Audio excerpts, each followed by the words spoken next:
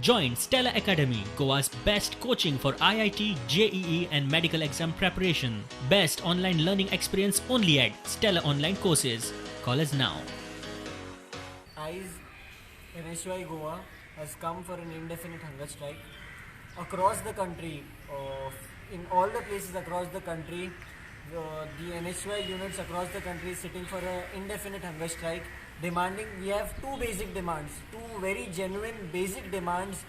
First demand is to postpone the NEET and JEE examinations, because right now the cases of COVID-19 are increasing, and have the examinations when the situation is proper, once the situation is under control, because right now there is no control of the situation, and there is a community transmission, a very high community transmission.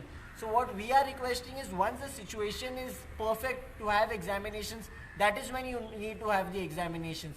And the second very important demand that we are keeping is to waive off the college fees, because right now parents do not have the money to pay the fees. About 60 to 70,000 of the fees parents cannot pay, and right now the colleges do not even use their resources. The infrastructure is not under use, the laboratories are not under use, the electricity is not under use, the water is not under use. So why are you charging the students with so much of fees?